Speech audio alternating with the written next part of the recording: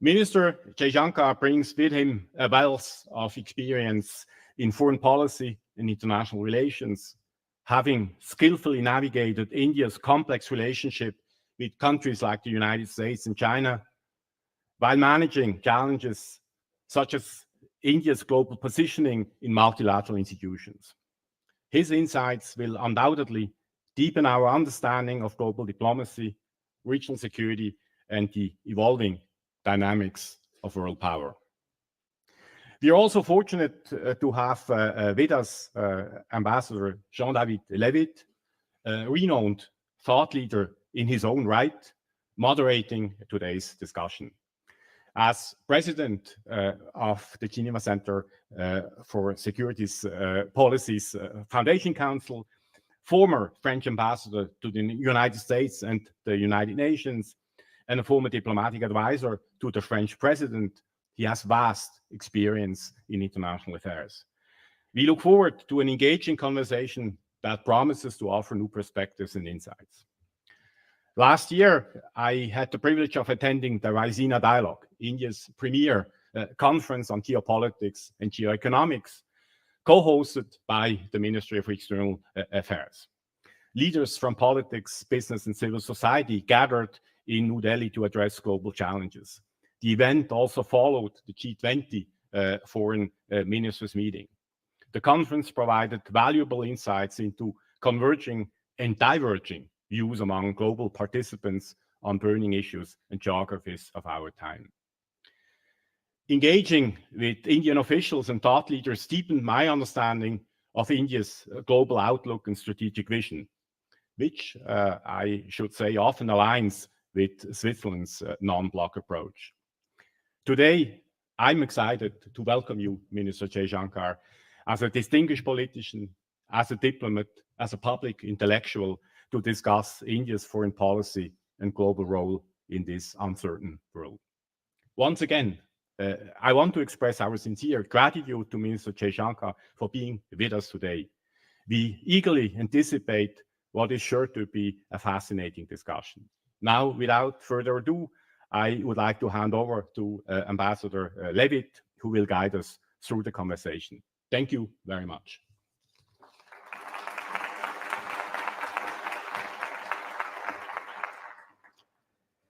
Thank you for these words of introduction.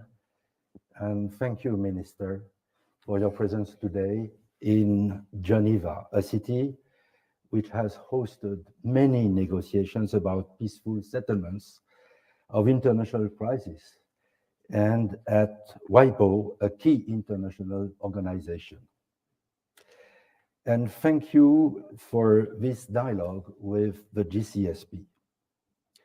The title, as Thomas said, that you have chosen for this dialogue is Global Tectonics, the Indian View of a World in Churn.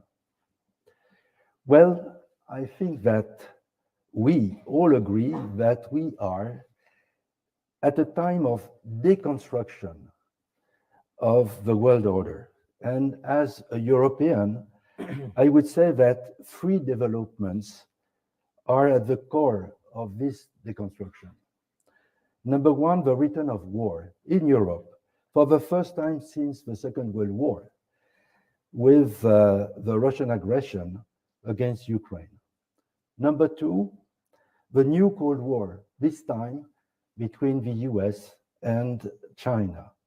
And number three, the return of an online movement called today the Global South, which practices multi-alignment more than non-alignment.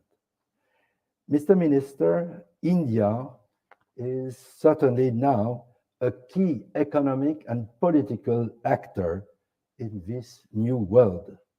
How would you describe its transformation? And in this new context, what is, in your view, the role of India? And again, it's a great honor to be with you this morning and a great pleasure to welcome you.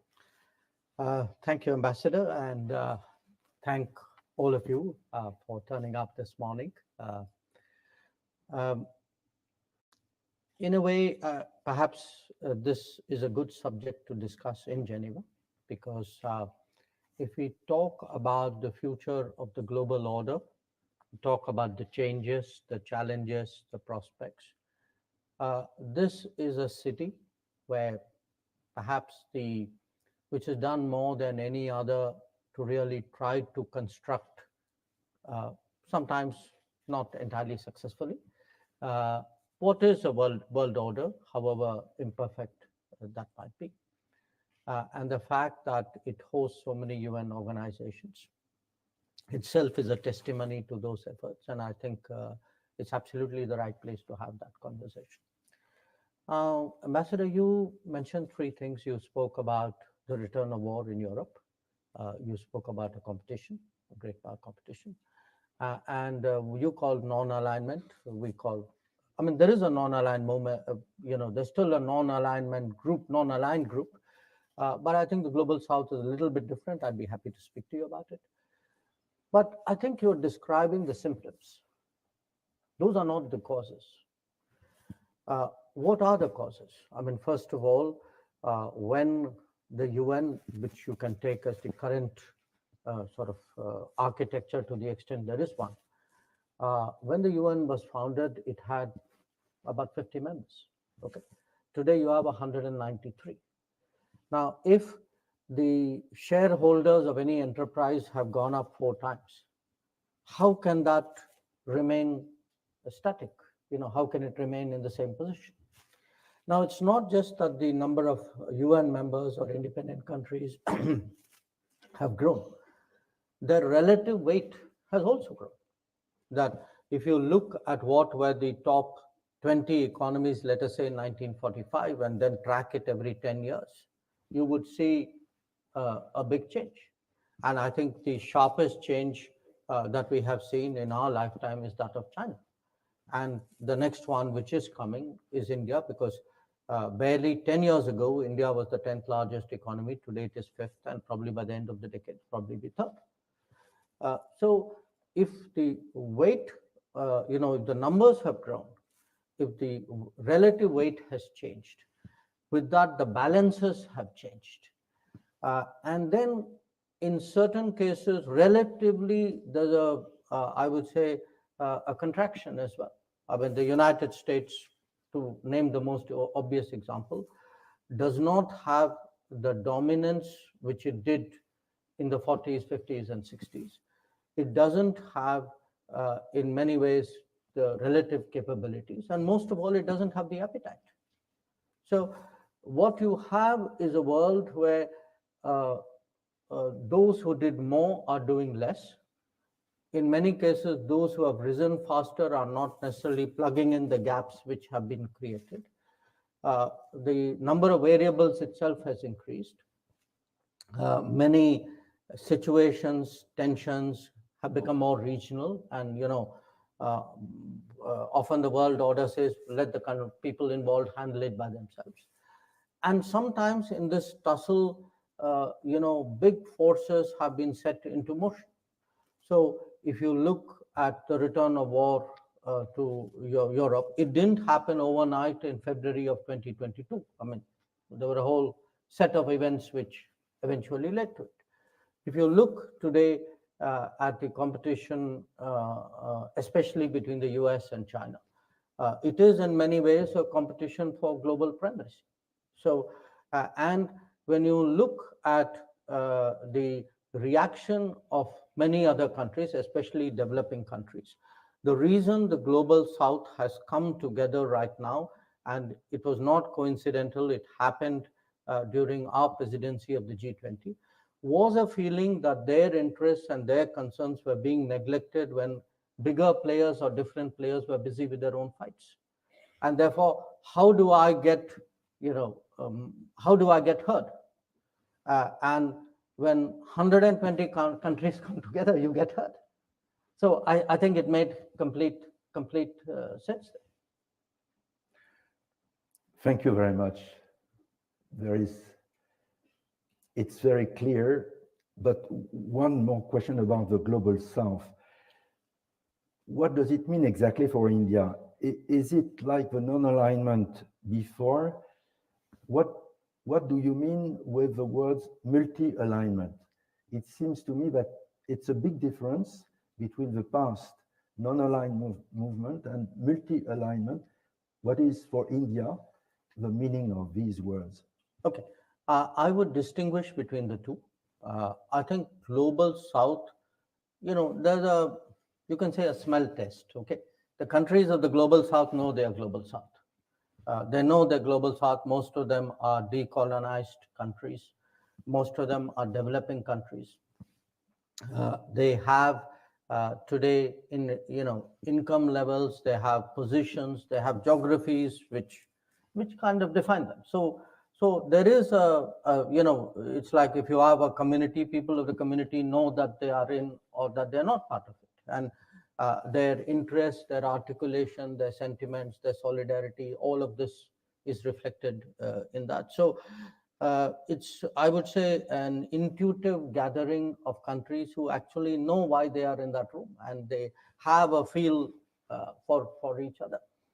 But I would differentiate between that and multi-alignment, because the multi-alignment issue is much more a policy perspective of countries who see in their diplomacy the need to have greater freedom of choices and to exercise those choices when required to do so by their national interest, and do not in this world want to be tied down to exclusive relationships.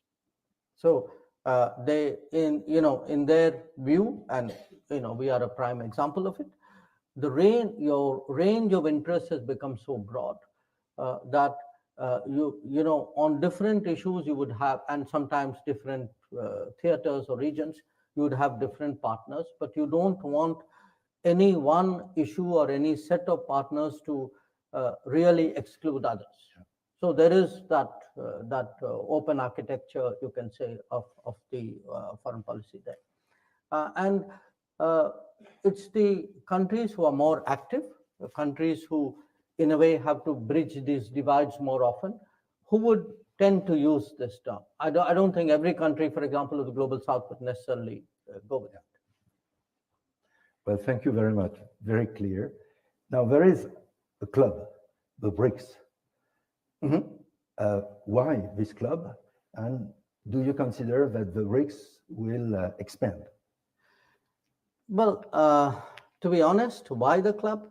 Because there was another club. It was called the G7, and you wouldn't let anybody else into that club. So we said we go and form our own club. So we decided, okay, we are also, good citizens of good standing who have a place in the global society, and therefore this is how typically clubs multiply. So it started, and as it started, like many clubs, it gained a life of its own over a period of time. Others saw value in it as well, and so in a sense, I would say, it's actually a very interesting group, because if you look at it, typically any club or any group has either a geographical contiguity or some common historical experience, or a very strong economic connect. There are some orthodox binding factors, but when you have a Brazil in South America, and Russia in Europe, and India and China and Asia, and later on South Africa was added, the common feature was really, I would say, big countries rising in the international system. Russia perhaps had already risen, so would not necessarily qualify in that, who felt that their coming together would give them greater weight and greater influence. Now, what has happened between when the BRICS started, approximately 2 decades ago, to where we are now, is we see, particularly in the last few years, a lot of interest in countries joining the grouping. We expanded the BRICS. We took the decision to expand the BRICS last year in Johannesburg, and we extended invitations to more countries, which virtually doubled the number. We will be meeting soon in Kazan next month. And we know, I mean, as I travel around the world, I frankly see more and more enthusiasm, more interest really in countries wanting to be associated in some form or the other. BRICS, of course, has itself evolved. I mean, in all of this, we've also created a bank, the New Development Bank. I think in on different issues, we have collective positions, but there are many issues on which our interests also diverge. I mean, India and Russia and China and Brazil, South Africa would not, necessarily agree on all issues, and in certain cases, maybe our positions can be quite divergent. Yes, thank you very much. No, I noted what you said about the G7. I fully agree with you. But since then, the G20 has been created during the financial crisis, and it was a good answer to a difficult moment. And that's why, considered maybe from the north, we don't see why the BRICS was necessary, given the fact that the G20 exists. But I heard your answer. Yeah, but I must tell you, I'm still struck by how insecure the North is when you speak about the BRICS. Somehow, something seems to get under people's skin. Yeah. And here's an observation: G7, if there is a G20, did the G7 disband? Has it stopped meeting? No, it still continues. So if the G20 exists, the G20 is there, but the G7 still exists. Then why can't the G20 be there and the BRICS also exist? So we're all constituents. I mean, yeah, excellent answer as always. Thank you very much. Of course, one key question is about the relationship between India and China. We have seen difficult moments in the Himalaya on the border. We see a kind of competition in the Indian Ocean. How would you describe the relationship between China and India? I'll need a lot of adjectives. I mean, it's definitely a very complex relationship because if you look at it, these are two civilizational states. They have a long history. They are also states who, at various points of time in history, were very big in the global economy, in the global society. They had bad periods in their history. Both of them are reviving, are rejuvenating in a way. And also as civilizational societies, they are, their borders, their identity, their interests, these are getting, more sharply defined, which happens in a more modern age. And they are the only two countries which have a population of more than 1 billion. And what happens normally when any country rises is it has ripple impact on the neighborhood. Now, these two countries also have the singular honor of being each other's neighbors. So each one's rise has a ripple impact. They have a common neighborhood as well, and they are neighbors to each other. So if you look at all these factors, and they have different political systems, they have different economic systems. So if you take the totality of this, you can understand why I selected a safe but expressive word like complex. We had, we've not had an easy relationship in the past. It began reasonably well in the late 40s. There were frictions in the 50s. There was a war in 1962. Then there was a period really from the late 50s till for about 15 years, we didn't have an ambassador. We sent back an ambassador in 76. But it was only in the late 80s that really the relationship, you can say, normalized. Now, the basis for the normalization was that because we have a disputed border, the entirety of the border, which is almost 3,500 kilometers, is disputed and is being negotiated. So the basis, obviously, for a good relationship, or I would say even a normal relationship, was that there would be peace and tranquility in the border. So after things began to take a better turn in '88, we had a series of agreements which stabilized the border. Then trade began, more contacts, politicians, generals, tourists, all what normally neighbors do. Now, what happened in 2020 was that, in violation of multiple agreements, for some reason which is still not entirely clear to us, we can speculate on it, the Chinese actually moved a very large number of troops to the line of actual control at the border. And naturally, in response, we moved our troops up. It was very difficult for us because we were in the middle of a COVID lockdown at that time. They had come out of COVID, that first round of COVID. Now, we could see straight away that this was a very dangerous development because the presence of large number of troops in those extreme heights and extreme cold in near proximity could lead to a mishap.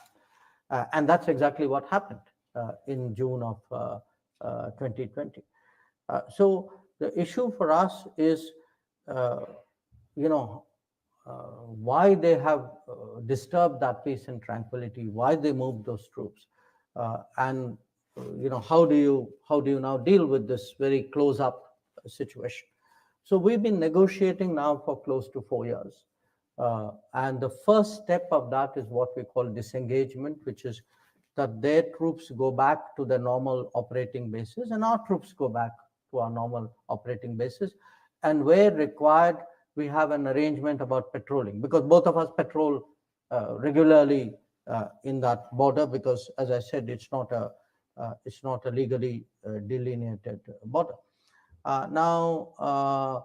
Those negotiations are going on. We made some progress. I would say roughly, you can say about 75% of the disengagement problems are sorted out. We still have some things to do. But there's a bigger issue that, if both of us have brought forces close up, and in that sense, there's the level of militarization of the border has increased.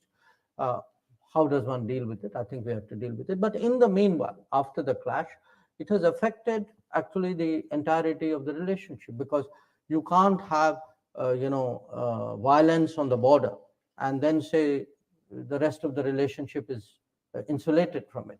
So trade has got affected, and the exchanges have got affected. So it is not normal, I mean, to put it very politely. So we hope that if there is a solution to the disengagement and there is a return to peace and tranquility, then we can look at other possibilities. So that is the immediate issue. But I think there are larger issues in respect of India-China. We have long struggled with the trade issue. I've been ambassador in China, so I can tell you from my time there that we are talking, 15 years ago, that we feel that the economic relationship with China has been very unfair. It has been very imbalanced, that we don't have the market access there. They have much better market access in India. We have concerns today. Again, this is autonomous of the border situation in various areas, technology, in telecom, in digital, and those are issues. And now, as you've said, we also do monitor very carefully what happens in the Indian Ocean. So for us, any radical shift or change of presence in the Indian Ocean is something we will take into our security calculus. Thank you very much, Mr. Minister. And I think you are the best one to explain all this, which is so important for all of us, because not only you've been ambassador to Beijing, but you speak Chinese.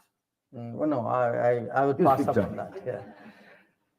Now, in this context, there is a rather new organization, the Indo-Pacific Quad, with the US, India, Japan, and Australia. What is the role of this institution? How do you see the possibility maybe to enlarge it? This is one more club. Exactly. And it's, every club has a purpose, every club has a context. It restarted because it was first attempted in 2007 and didn't work out for some reasons. Then in 2017, after a 10-year gap, it was restarted. And it has done well, because it was started at the level of the Secretary General, Permanent Secretary level. In 17, it became ministerial in 19, Foreign Minister. And then in 21, it has become Prime Minister or President level meeting. It has also created a very large number of activities and outcomes and collaborative initiatives. And these span a very broad range. I mean, it from 5G technology to connectivity to maritime domain awareness to providing vaccines to giving fellowships to doing HADR operations together. So I would say today there would be at least maybe 25, 30, maybe even more than that, different clusters of activities under the Quad. And certainly from our foreign policy perspective, it's been a very big addition to the sum total of what we do globally. We hope in the coming days that we will have a Quad summit in the US. So that also tells you, how important in a way it has become.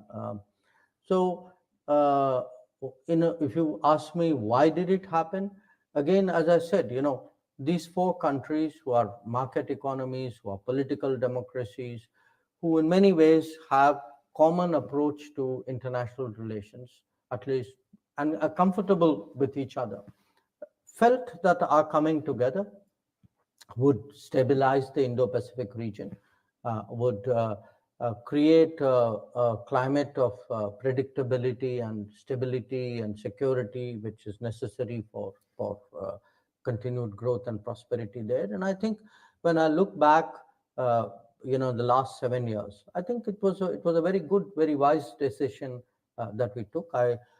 Initially, like anything new which appears, there were questions. ASEAN countries, for example, wondered what implication does it have for them. But I would say with the passage of time, there is a increasing reassurance in much of the Indo-Pacific that actually this is a net asset to the region. And we certainly intend, and I sense the same with other Quad partners, we certainly intend to intensify it in the times to come. Thank you very much. So this was looking east. If I look west, there is also a new promising development with the trilateral partnership. I may go a bit fast in mentioning that, but between India, the GCC countries, and Europe, a famous corridor. How would you describe the perspectives of these new development? I noted that before coming to Geneva, you went to Saudi Arabia and then to Germany. We agreed on this corridor last September on the sidelines of the UN, of the G20. Now, it's very interesting. I remember speaking to the Crown Prince of Saudi Arabia, and what he described in many ways was actually, even today, there are townships in Saudi Arabia which remember and have internalized the movement of Indians, and they have names and they have habits and they have dress sort of adoption, which shows really how deep the trade history was in that part of the world. Okay, so the fact is, I mean, if you were to, let us say, go back 2,000 years, at that time, I'm using this for convenience, let us say the Roman Empire at one end and India on the other, two big economic centers, would have actually had their trade go through the Arabian Peninsula, cross the Mediterranean, and go across, and vice versa. Now, for a variety of reasons, it got interrupted. In some ways, even when it was resumed, it had a modern incarnation. I mean, the Suez Canal is one example of that. But today, what has happened, and this is a larger point.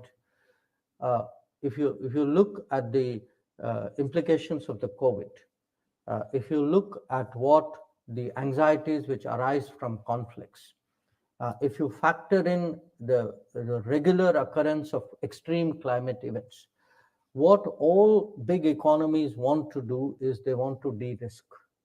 They want to de-risk their economic exposure.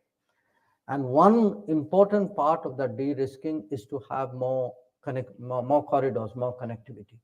So this was actually something which came out between us, the Saudis especially, but the UAE was also involved, with some European countries, and a very important player. European countries included France, Germany, Italy, which were the United States. But the United States also felt strongly about it and was prepared to contribute to it and underwrite it in many respects. So that's how this idea came about. Now, unfortunately, what happened was soon within a month, the events of October 7th, and then the conflict in Gaza, which started after that. So it has, in a way, I would say there's been a dampening effect in terms of the immediate action, but it's not like nothing has happened. In fact, we have even in Saudi Arabia, for example, I was discussing with them. We are looking at a study on power grids, which we are doing with them. With UAE, we have begun some activities on ports and logistics on either end. So I'll be honest, clearly the Gaza conflict and all the uncertainties have slowed us down. But I think there is a fundamental logic to this collaboration.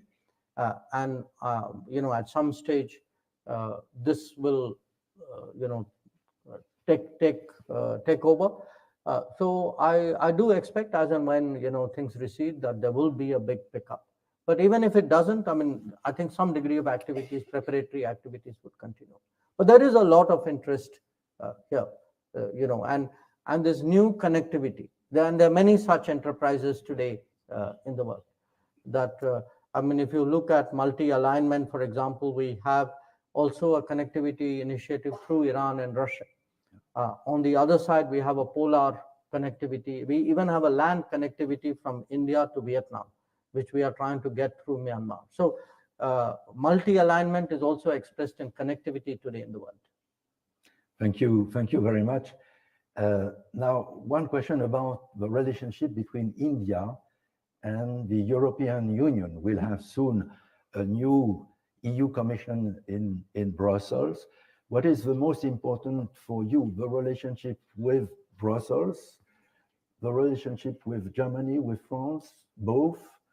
And are you optimistic about the possibility to sign in the coming months, let's say, a free trade agreement between the EU and India? Well, since you asked the question, I have to say the relationship with France is very important. But it's true. It's a fact as well. And so it is with Germany, which is our largest trade partner. But in reality, what had happened to us, and this is our own, in a way, perhaps analytical or operational deficiency in the past. We largely dealt with the big European nation states, even though the EU became deeper and deeper. So if you looked at Indian foreign policy, say 15 years ago, 20 years ago, it would be centered around France or Germany or UK, perhaps Italy or Spain. Now, that underwent a change over the last decade. So those relationships, bilateral relationships, continue. But we have invested an enormous amount of time and effort with the Commission. I mean, I suspect, in my own tenure, probably I've dealt more with the Commission than all my predecessors put together. And that's not because of me. It is because once there is a realization of the importance of the Commission. We've also created mechanisms. We are one of the two countries with whom the EU has a Trade and Technology Council. The other one is the United States. We are seeking to revive our free trade agreement. We had negotiated it, then there were some problems, it didn't get signed, then restarting the negotiations was an issue, but it started under von der Leyen. And the FTA, the investment treaty, the geographical indications agreement, these are all right now under negotiations.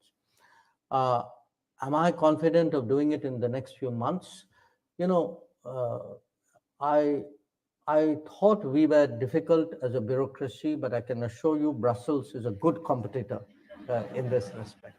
So when two difficult bureaucracies negotiate with each other, I think it would be fair to not press me on a timeline here. But for us, I want to say, Europe as a whole, European Union and Europe, and I'm sure in a non-EU country, we did an EFTA with the FTA just a few months ago. If you look today at our engagement, the engagement with the EU collectively has gone up.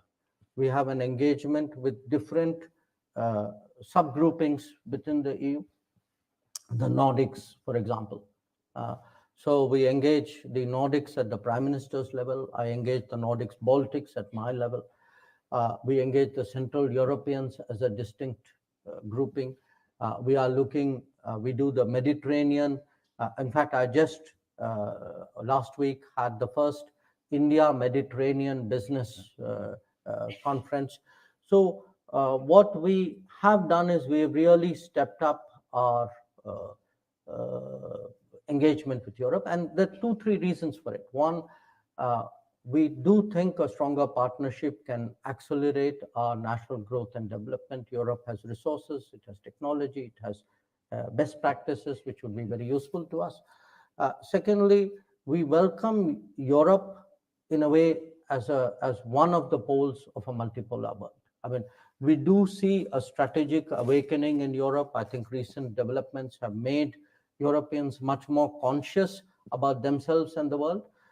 And I think that's a net asset really to the world. I mean, we want a strong Europe, we want a more contributing Europe, and certainly Europe with which we'd like a bigger partnership. And third, we find Europe in many ways actually a very forward-looking partner on some of the big issues.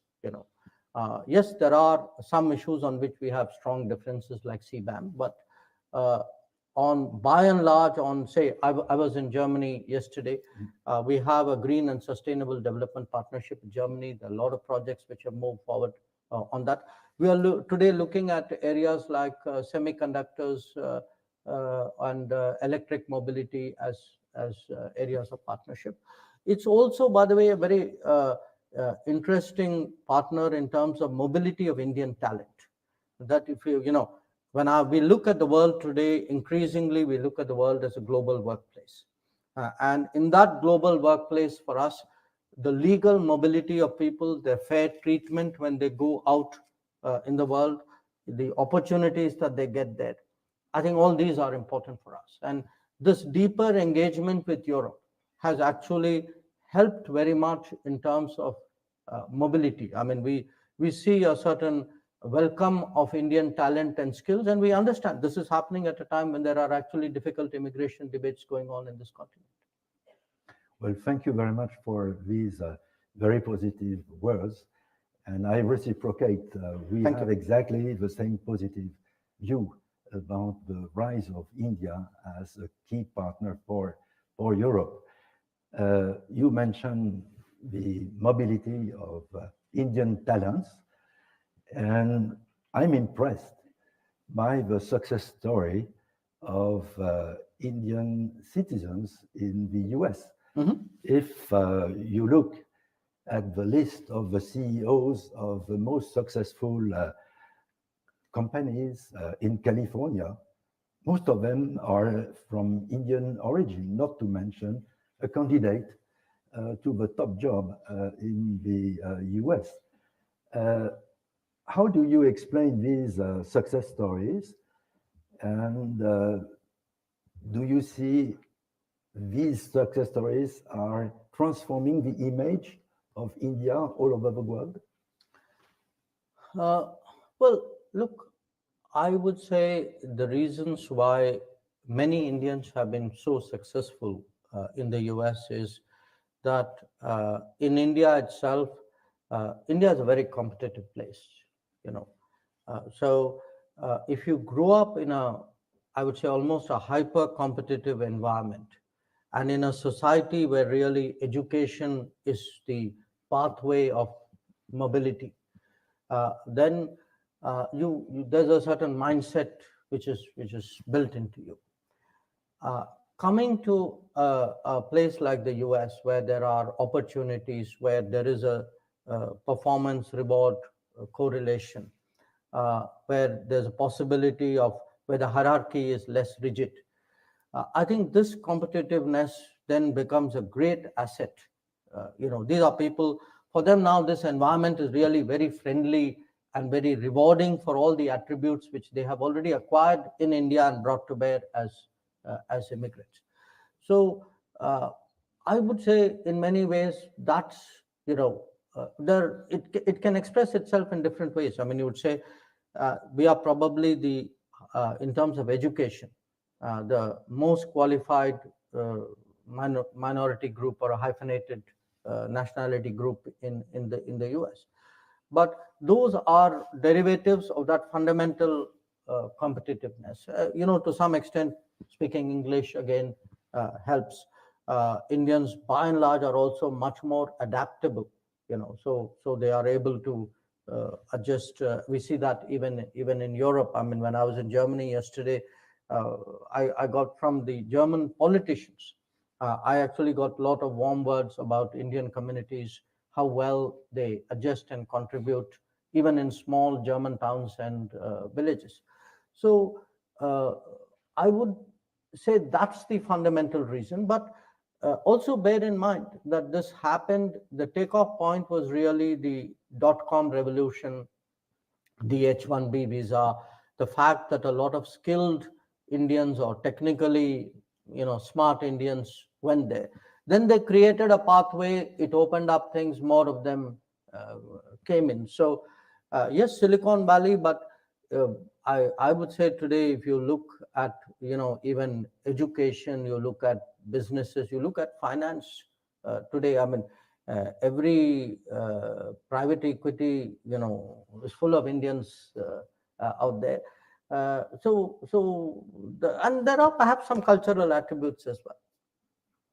Fascinating. We discussed the different elements of this changing world order, but of course we have not yet discussed Geneva, New York. Okay. At the end of September, there will be a summit about the future. Yes. In New York. And of course, it is of major importance for the global issues which cannot be solved by different elements which need that we work together, climate change and so on and so forth. Are you optimistic about this summit at the end of September in New York? Look, I think a concern for us, which we would like to take into that summit, is that as a result of the COVID, as a result of global economic developments, conflicts, all the stresses on the international system, actually the world has fallen behind very significantly in its pursuit of SDGs. It's a very big concern. I travel a fair amount to Africa, and I can, every place I go to, I hear that story of shrinking budgets, of inability to, even keep up the pace which they were doing before the COVID. So we do think that there are some very crucial issues that the Summit of the Future needs to look at. Now, it's not like there are no solutions. I mean, there are solutions. I mean, one which we can offer from our own experience, for example, is the deployment of a digital public infrastructure and what an impact it makes in terms of the quality of governance, in terms of the efficiency of public services, in terms of actually attacking poverty. That today, if in India, we are able, week after week, month after month, to actually target about 830 million people and say, these are the 830 million people who are deserving of food support, or those are the 630 million people who should get free health access. We can only do it because we have a digital backbone that we have painstakingly created. But once you have done something like this, I mean, it's amazing how you can, purpose it for different events. So if you look at it, today our elections are fairer, our public services are better, our corruption is less, the ease of living for people is very different, and all of it is because of this digital. So we think, digital SDG issues, global governance issues, resources issues, solutions like, and I'm giving you this as an example in different areas. So there is a lot there for the world to look at.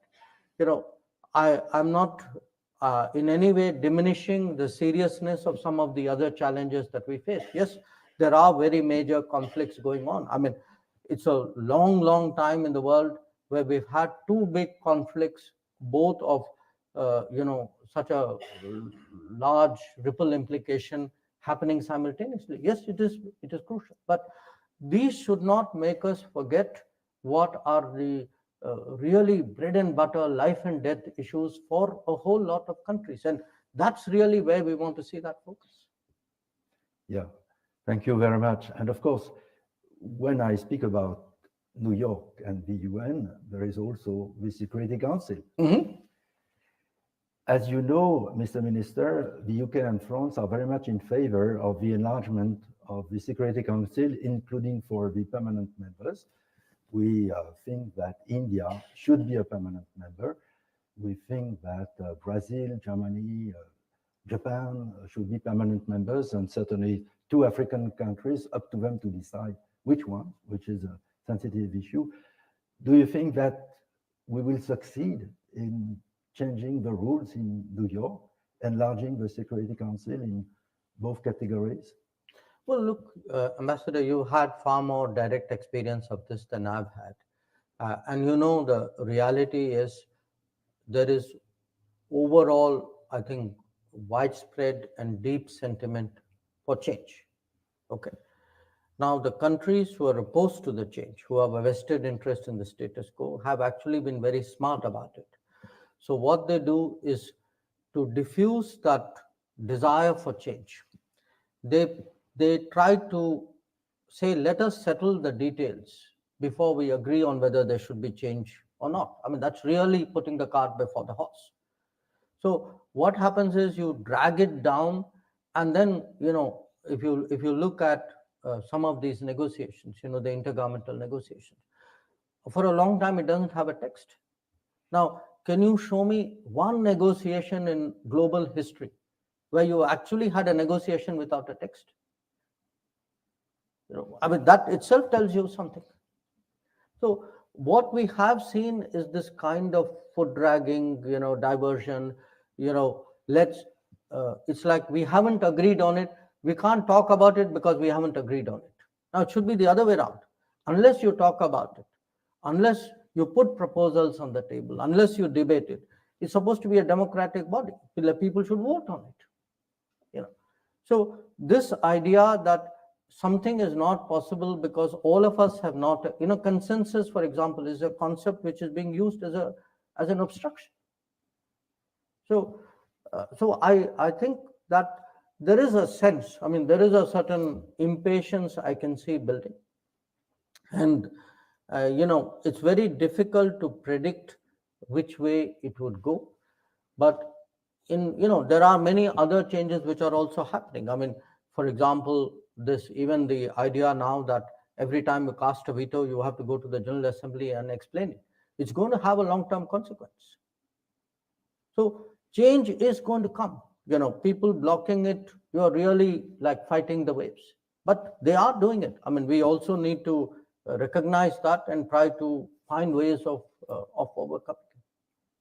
No, I totally agree with you, and we need the UN in great shape to address the major issues of today and tomorrow. Now it's time to turn to the questions coming from the audience. I have them under my eyes. The first one, and it is said there are many questions on Ukraine. And the first two are, in the context of the recent visit of Prime Minister Modi to Russia and Ukraine, and his willingness to work towards a peaceful solution, could you share anything about these efforts? And the second one, how does India see the China-Brazil common understandings on the war in Ukraine? I'll put it together. First, let me explain what our thinking is on Ukraine. One, we have always held the belief that while there can be differences and disputes between neighbors, in this era, it should not be settled through war and through violence. Okay. And we have said this publicly. Number two, unfortunately, that has happened. But we do not believe that a solution is going to come from the battlefield. Now, once you accept that there will not be a solution from the battlefield, which means neither side is able to decisively impose a verdict on the other, then logically there has to be a negotiation. If there is a negotiation, or when there is a negotiation, then you have to have all the parties or the concerned parties at the negotiation. A negotiation cannot be one party and all its supporters coming together and the other party not in the room. Then it's not a negotiation. So we feel today that a time has arrived when there should be a realization that the continuation of this conflict is hurting both countries.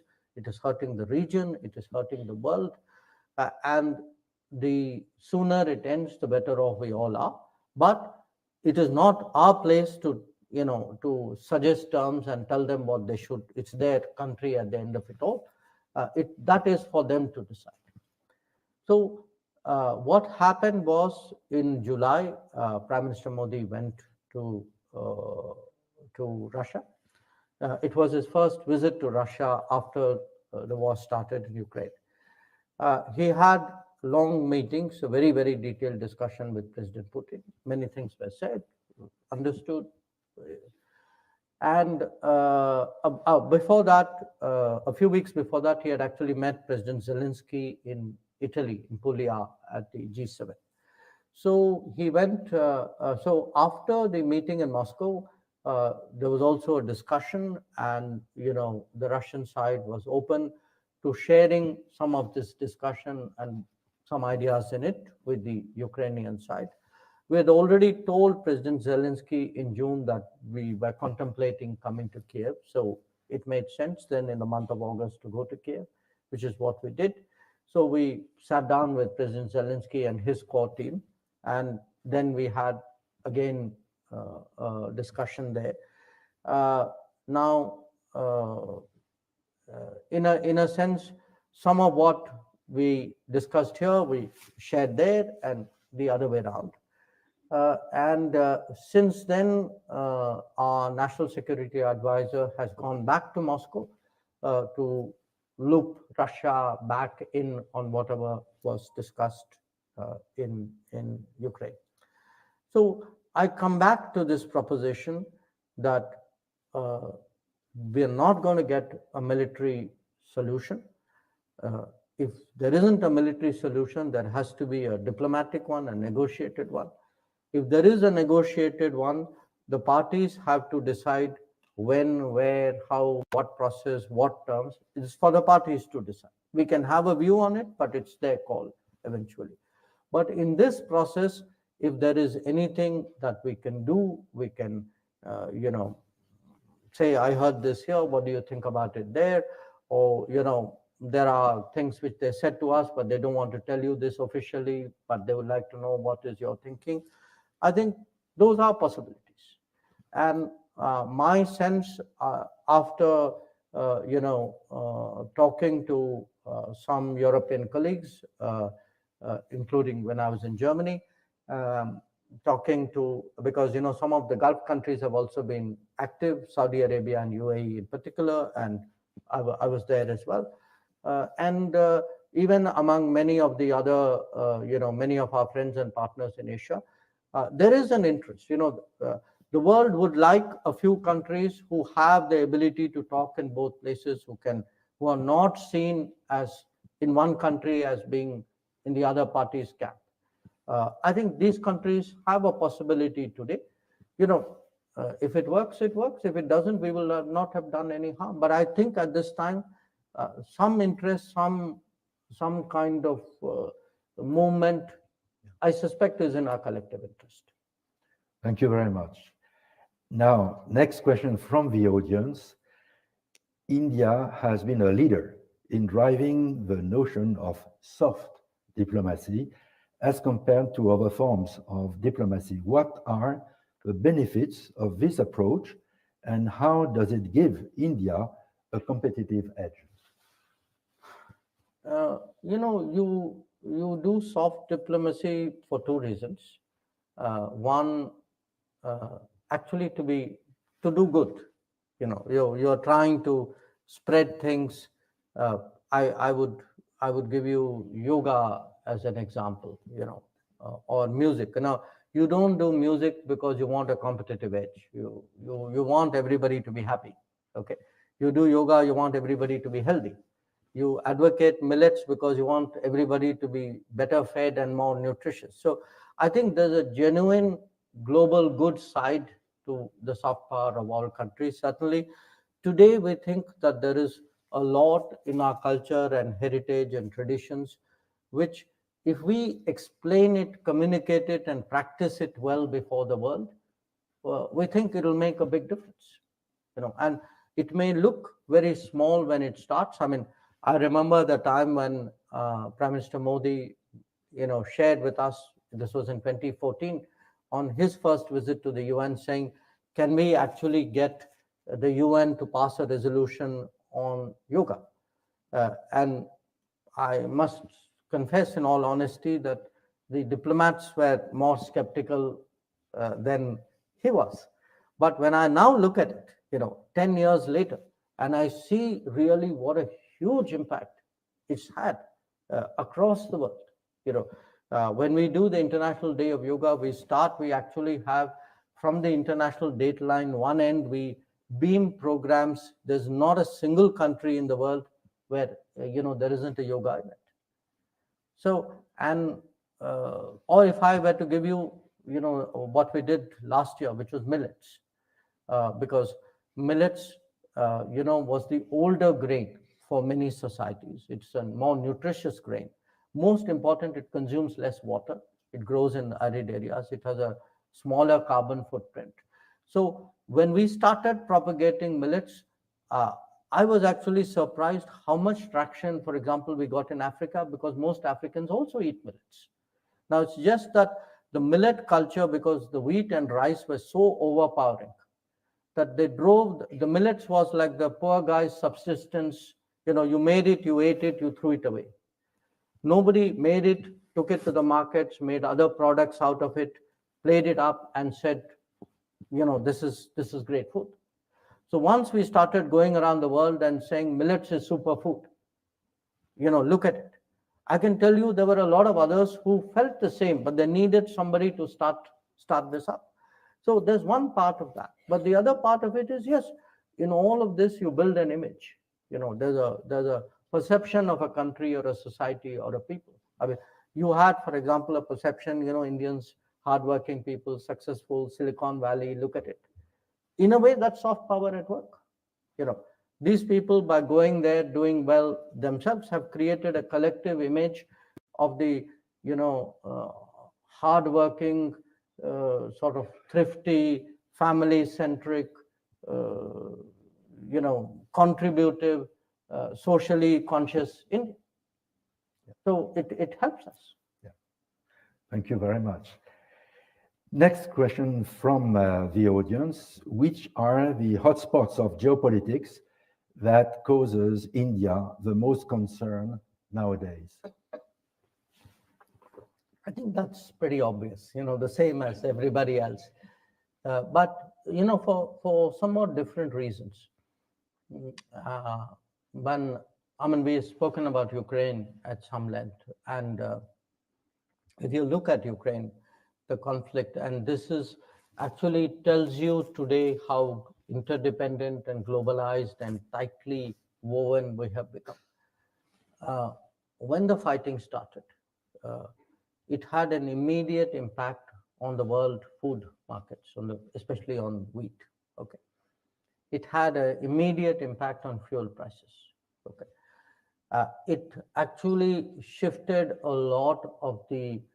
It created a disturbance in the global logistics, in the global economy, in global finance to some degree. Many of the sanctions which EU contemplated had collateral consequences on other societies. So you actually had, this is not so well realized maybe in this part of the world. Many of the consequences of this conflict were actually felt far, far away. I mean, we looked at our own neighborhood in Sri Lanka. You know, Sri Lanka was struggling through problems, but those problems were massively, they were like multiplied because immediate. We had just negotiated support for a certain amount of fuel for Sri Lanka to import. The moment the conflict happened, literally, I'm not exaggerating, the amount of fuel came down by half because the cost of fuel doubled. So a lot of the crisis in Sri Lanka, the tipping point were actually secondary or tertiary consequences of what was happening in Ukraine. So my point is today, in a way, you can say conflict anywhere actually can create instability everywhere. It's not so obvious. It's a reflection of that tight linkage we have. And for us today, what is happening in the Middle East, in Gaza, I think is a major concern because it's affecting shipping. You know, the Houthi targeting of shipping has big consequences. It has radicalization implications. And we have a big community in the Middle East. I mean, if you take the Middle East and the Gulf put together, we would be somewhere around between 9 to 10 million people. So you know, and then of course there's energy, there's a lot of other economic consequences. So my point is, every global hotspot today, I mean, here is the paradox. Okay, at one level, because of all those changes I described at the start, there's less global appetite to go and do somebody else's problem. But the fact is that somebody else's problem can come back into your home much faster than you think. And this, I think, is one of the paradoxes we confront, which is the real world, the real economy is more globalized. Unfortunately, the multilateral world is weaker and less globalized. Yeah. And this gap, I would argue, is one of the big concerns. And this is one of the reasons why we need a more effective multilateral system and a more reformed UN. Yeah, we totally agree on that. And I think all the audience is in agreement with you on that. Maybe last question, if you agree. As a career diplomat, when did you see a significant change in India's foreign policy as India rises? That's a it's not an easy one because it wasn't a single issue. 1992 was a very difficult year for us because we were looking at a very major economic crisis. And many of the reforms that we did then, I think, served us very well. Then I would move to 1998, which was for years we had this, ambivalence. I would actually say the ambivalence was really indecision on becoming a nuclear weapon power. I think it was important that we crossed that Rubicon because today, in many ways, it enables us to deal with competitive forces in a much more confident and assured manner. I would say thereafter it's been very much more evolutionary. It's hard to say that year there was a decisive change, but all in all, to me, the last 10 years have been important. And, obviously I have a political partiality in making that statement, but I would still say why I think those 10 years have been important is at home. We are doing the reforms uh, that we should, not just the ones we must. That, we're not saying our backs are to the wall, so let me do something. We are actually doing things, looking ahead, planning for the future, saying, if I put a semiconductor industry in place, it means this. If I do logistics, it means this. If I double the number of universities and colleges, that gives me a better place. Now, these are not changes which are compelled. These are changes which are strategized. And to me, that gives me a lot of hope about what we can do because I can visibly see our domestic capacities increasing. These external is as the capacities grow and as with the change of leadership, I think there's a much greater confidence in actually in addressing the world. And I would say this today, if you go around the world, let's be honest, in most countries foreign policy is not popular. People don't want to do more. They don't. I mean, when foreign ministers meet, the common topic is how the budgets have shrunk. Okay, I mean, it's a common gripe of foreign ministers. We have to battle for your budget. Okay, I see the reverse in my country. I mean, there is an appetite to do more with the world. There is a sense of responsibility to the world. If you look at, for example, our first responder operations. I mean, we could take the view saying we are a $3,000 per capita country. So why should I send ships to the Gulf of Aden, or why should I send a responder team to an earthquake in Turkey, or whatever, depending on. But there is today, I mean, if I describe to you a sentiment in the country today, in my country today, foreign policy is popular. Dealing more with the world is popular.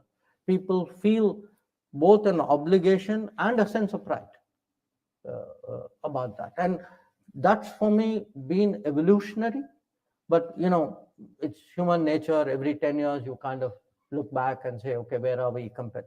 And I think to me, that's been hugely encouraging. Well, Minister, it's a privilege to be with you today. It's been fascinating conversation. Thank you for the audience for your questions. But Mr. Minister, thank you for your answers. You are a star in the world, and I express the gratitude of all the audience. Thank you very much.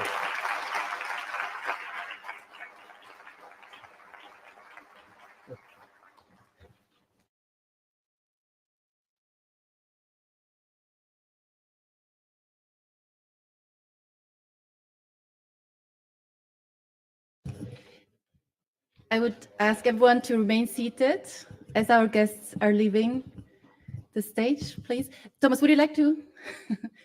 Okay, please remain seated as our guests are leaving.